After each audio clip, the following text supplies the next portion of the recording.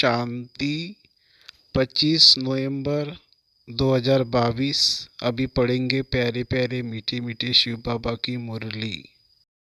मीठे बच्चे, अवगुणों को निकाल साफ दिल बनो, सच्चाई और पवित्रता का गुण धारण करो तो सेवा में सफलता मिलती रहेगी। प्रश्न, तुम ब्राह्मण बच्चों की कर्मातीत अवस्था कब और कैसे बनेगी? उत्तर, जब लड़ाई का सामान पूरा तैयार हो जाएगा तब तुम सबकी कर्मातीत अवस्था नंबरवार बन जाएगी। अभी रेस चल रही है। कर्मातीत बनने के लिए पुरानी दुनिया से बुद्धि निकल जानी चाहिए। शिव बाबा जिनसे 21 जन्मों का वर्षा मिलता है, उनके सिवाय दूसरा कोई याद न आए, पूरा पवित्र बनो। गीत है, मुखड़ा देख ले प्राणी जरा दर्पण में, पाप तेरे जीवन में पुण्य तेरे जीवन में। ओम शांति।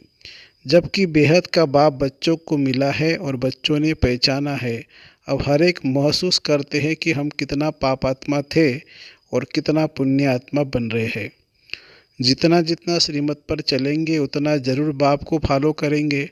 बच्चों के आगे एक तो यह चित्र है और देलवाड़ा मंदिर भी पूरा यादगार है। गीत भी गाते हैं, दूर देश का रहने वाला आया देश पराए, अब पराया देश पतित शरीर में आए हैं। बाप खुद कहते हैं यह पराया देश है। पराया किसका? रावण का।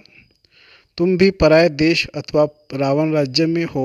भारतवासी पहले राम राज्य में थे, इस समय पराये अर्थात रावण राज्य में है। शिव बाबा तो विचार सागर मंथन नहीं करते हैं, यह ब्रह्मा विचार सागर मंथन कर समझाते हैं कि यह जो जैदी लोग हैं उनका यह देलवाड़ा मंदिर है।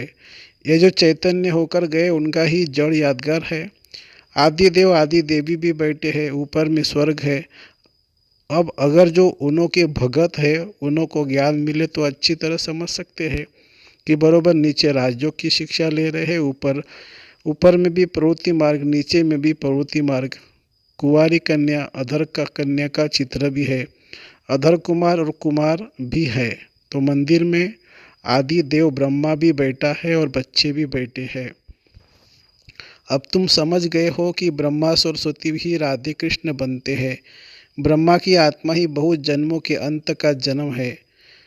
ब्रह्मा की आत्मा का बहुत जन्मों के अंत का जन्म है। यह बाप और बच्चों का यादगार है। ऐसे तो नहीं, 1000 लाख चित्र रहेंगे, मॉडल में थोड़े चित्र रखे जाते हैं। यह है जड़ और हमारा है चैतन्य। जिन्होंने कल्प पहले भारत को स्वर्ग बनाया है, उन्हों का यादगार है। जगत अम्बा, जगत पिता और उनके बच्चे हैं। मेजॉरिटी माताओं की होने के कारण बी के नाम लिख दिया है। मंदिर में भी कुंवारी कन्या और अधर देवी है। अंदर जाएंगे तो हाथियों पर मेल के चित्र है। यह सब बातें तुम बच्चे ही समझ सकते हो। अभी तुम साफ दिल बनते हो, आत्मा से अवगुण निकाल रहे हो। तुम्हारी मम्मा किसको समझाती थी तो उनको तीर लग जाता था, उनमें सच्चाई पवित्रता थी भी कुमारी। मम्मा का नाम पहले आता है, पहले लक्ष्मी फिर नारायण। अब बाप कहते हैं मम्मा जैसे गुण धारण करो, अवगुणों को निकालते जाओ। नहीं निकालेंगे तो पद भ्रष्ट हो जाएंगे। सपूत बच्चों का काम है हर एक बात समझना। पहले तुम बेसमझते, अब बाबा समझदार बनाते हैं। अज्ञान में बच्चे खराब होते हैं तो बाप का नाम बदनाम करते हैं। यह तो बेहद का बाप है। ब्रह्मा कुमार कुमारियाँ कहलाकर फिर ईश्वर बाप का नाम बदनाम करेंगे तो उनका क्या हाल होगा। ऐसा काम क्यों करना चाहिए जो पद भी भ्रष्ट हो और बहुतों का नुकसान भी हो। तो बाप ने समझाया है, दूर देश से आते हैं पराये देश में। फिर रावण राज्य द्वापर से शुरू होता है, भक्ति भी द्वापर से शुरू होती है। इस समय सब की तमोप्रधान जड़ जड़ीभूत अवस्था है। यह बेहद का पुराना झाड़ है। बेहद का ज्ञान कोई दे न सके, बेहद का संन्यास कोई करा न सके, वह हद का संन्यास कराते हैं। बेहद का बाप बेहद की पुरानी दुनिया का संन्यास कराते हैं। आत्माओं को समझाते हैं, हे बच्चे ये पुरानी दुनिया है, तुम्हारे अब 84 जन्म पूरे हुए हैं। महाभारत लड़ाई सामने खड़ी है, विनाश अवश्य होना ही है। इसलिए बेहद के बाप और वर्षे को याद करो। हे आत्माएं, सुनती हो? हम आत्मा हैं या परमात्मा बाप हमको पढ़ाते हैं। जब तक यह पक्का निश्चय नहीं, गोया कुछ भी नहीं समझेंगे। पहले यह निश्चय करें कि हम आत्मा अविनाशी है, हम अशरीरी आत्मा शरीर में आकर प्रवेश करती है, नहीं तो आदमशुमारी वृद्धि को कैसे पाए। जैसे आत्माएं परमधाम से आकर शरीर में प्रवेश करती है, वैसे परमपिता परमात्मा भी इस शरीर में प्रवेश कर कहते हैं, तुम हमारे बच्चे हो। तुम मुझ सागर के बच्चे जलकर खाक हो गए हो। जब मैं आया हूँ तुमको पावन बनाकर वापस घर ले जाने के लिए, तो जो विकार में जाते जाते उनको पतित भ्रष्टाचारी कहा जाता है। ये सारी दुनिया ही विकारी है, इसलिए ड्रामा प्लान अनुसार मैं रावण के देश में आया हूँ। 5000 वर्ष पहले भी आया था, हर कल्प आता हूँ और आता भी हूँ संगम युगे। बच्चों को मुक्ति जीवन मुक्ति देने आता हूँ। सतयुग में है जीवन मुक्ति, बाकी सब मुक्ति में रहते हैं, तो भी इतनी सब जो आत्माएं हैं उनको ले कौन जाएगा। बाप को ही लिबरेटर और गाइड कहा जाता है। बाप ही आकर भक्तों को भक्ति का फल देते हैं। तुम ही पुजारी से पूज्य बनते हो, बाबा कोई और तकलीफ नहीं देते हैं। देलवाड़ा मंदिर में चित्र बरोबर ठीक है, बच्चे योग में बैठे हैं, उन्हों को शिक्षा देने वाला कौन है। परमपिता परमात्मा का चित्र भी है। शिव बाबा ब्रह्मा द्वारा सत्युग की स्थापना कर रहे हैं। यहाँ भी चित्र है, देखो झाड़ के नीचे तपस्या कर रहे हैं। ब्रह्मा सरस्वती की भी माँ हो गई। गाया भी जाता है, तमेव माता च पिता तमेव। निराकार को कैसे कह सकते हैं, इसमें उसने प्रवेश किया है, तो यह माता बनी ना। सन्यासी तो निवृत्ति मार्ग वाले हैं, अपने मुख से कहते कि यह हमारे फॉलोअर्स है, वे कहते हैं हम फॉलोअर्स हैं। यहाँ तो माता पिता दोनों है, इसलिए कहते तमेव माता च पिता तमेव। बंधु भी है, जिसमें प्रवेश करते हैं वह भी पढ़ते हैं रहते हैं, तो सखा भी बन जाते हैं। शिव बाबा कहते हैं मैंने ब्रह्मा द्वारा एडॉप्ट किया है। तुम राजयोग सीख रहे हो, शिव बाबा को अपना शरीर तो है नहीं। वहाँ मंदिर में लिंग रखा है, दिलवाड़ा का अर्थ कोई समझ न सके। अधर कुमारी कुंवारी कन्या भी है। सिखलाने वाले शिव का भी चित्र है। स्वर्ग का मालिक बनाने वाला जरूर उस्ताद चाहिए। वहाँ श्री कृष्ण की बात नहीं है, जहाँ ब्रह्मा बैठा है वहाँ श्री कृष्ण कैसे आए। श्री कृष्ण की आत्मा तपस्या कर रही है सुंदर बनने के लिए। अभी वह शाम है, ऊपर में वैकुंठ के सुंदर चित्र खड़े हैं। ब्राह्मण ब्राह्मणियाँ ही फिर देवता बनेंगे। तुम्हें ऐसा बनाने वाला सबसे ऊंचा है, तो यह देलवाड़ा मंदिर भी सबसे ऊंचा है। तुम बच्चे ज्ञान तो सबको देते हो, लेकिन कई समझते हैं कि ज्ञान में आकर पति पत्नी दोनों साथ रहते हैं, पवित्र रहे। यह तो बहुत बड़ी ताकत है, परंतु यह नहीं समझते कि यह सर्वशक्तिवान बाप की ताकत है। बाप देखो स्वर्ग की कितनी भीति देते हैं। बच्चे पवित्र बनो तो स्वर्ग के मालिक बन जाएंगे। माया के तूफान तो बहुत आएंगे। बाप कहते हैं बच्चे तुम कितना फर्स्ट क्लास थे, तुमको क्या हो गया। बाबा जड़ बतलाएंगे। इस समय ब्राह्मणों की माला में नंबरवार कौन कौन है, परंतु सब कायम नहीं रहते। कमाई में दशाएं बैठती है ना, किसको राहु की दशा बैठती है तो फिर छोड़ चले जाते हैं पुरानी दुनिया में। कहते हैं हमसे मेहनत नहीं होती है, बाबा को याद नहीं कर सकते। नहीं कहने से नास्तिक बन जाते हैं। दशाएं फिरती रहती है, माया की तूफान आने से ढीले हो जाते हैं। अगर भागंती हो गया तो समझेंगे शाम बन गया। या आते हैं सुंदर बनने। तुम ब्राह्मण कुल वाले शाम से सुंदर बन रहे हो, या बहुत ज़बरदस्त कमाई है। बच्चे जानते मम्मा बाबा लक्ष्मी नारायण बनेंगे। बच्चे कहते बाबा हम भी आप जैसा पुरुषार्थ कर जरूर तख्त नशीन बनेंगे, वारिस बनेंगे। परंतु फिर भी ग्रहचारी बैठ जाती है। चलन भी अच्छी चाहिए। तुम्हारा धंधा है घर घर में संदेश पहुंचाना कि शिव बाबा को याद करो तो भी कर्म विनाश होंगे। विनाश सामने खड़ा है, तुम निमंत्रण देते रहो, तुम्हारी दिन प्रतिदिन वृद्धि होती जाएगी। सेंटर्स खुलते जाएंगे, ये इतना बड़ा मकान भी कम पड़ जाएगा। आगे चल कितने मकान चाहिए। ड्रामा में आने वालों के लिए प्रबंध भी जरूर चाहिए। बच्चे अपने लिए सब कुछ कर रहे हैं, तो बच्चों को बेहद की खुशी होनी चाहिए। परंतु माया घड़ी घड़ी बुद्धि योग तोड़ देती है। अभी माला बन नहीं सकती, अंत में रुद्र माला बनेगी, फिर विष्णु की माला बन जाएगी। बाबा कितना अच्छी रीति समझाते हैं।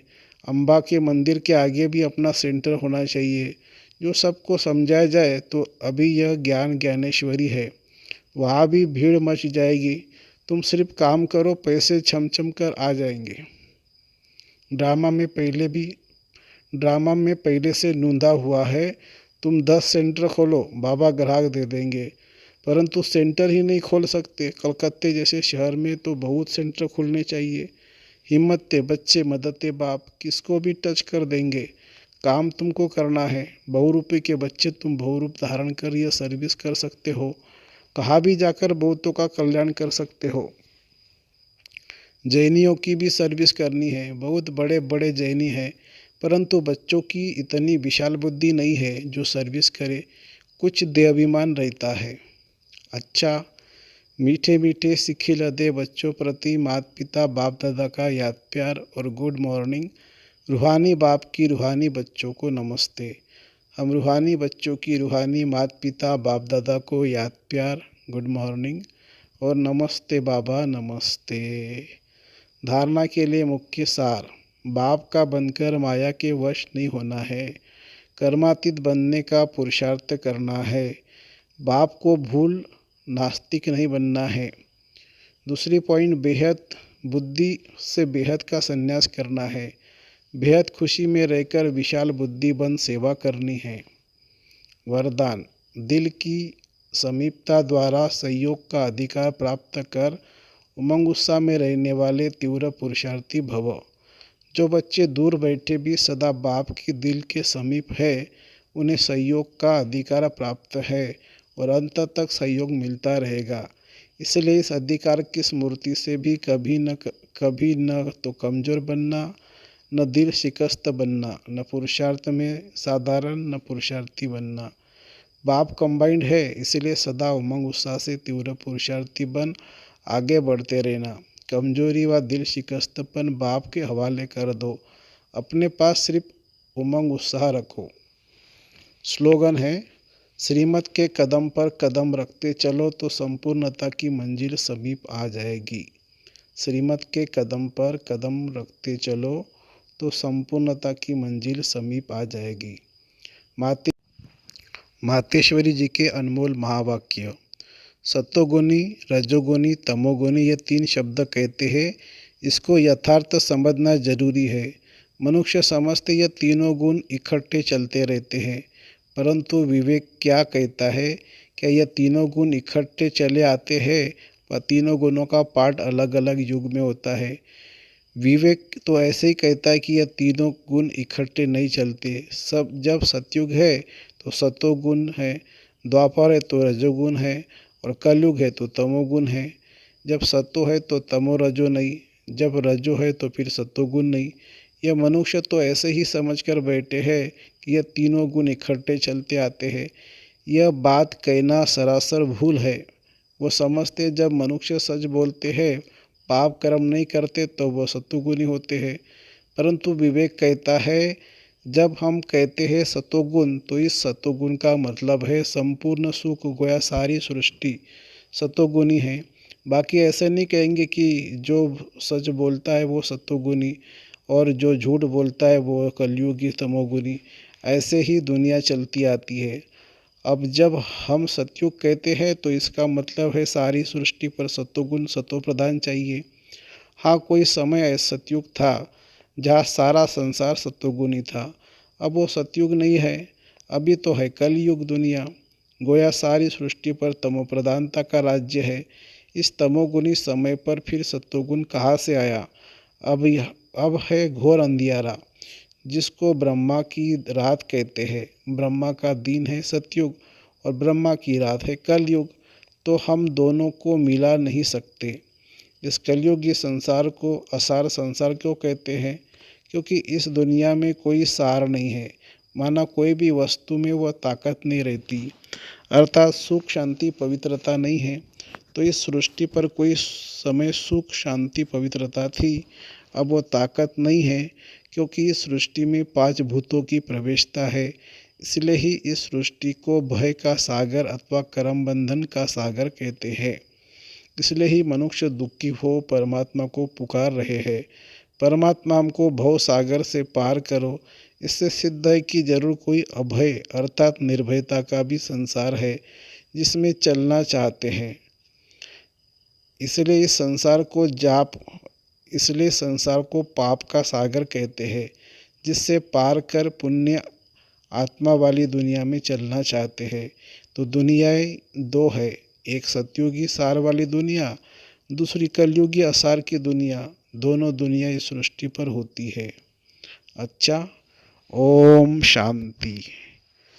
थैंक यू बाबा, थैंक यू, शुक्रिया बाबा, शुक्रिया।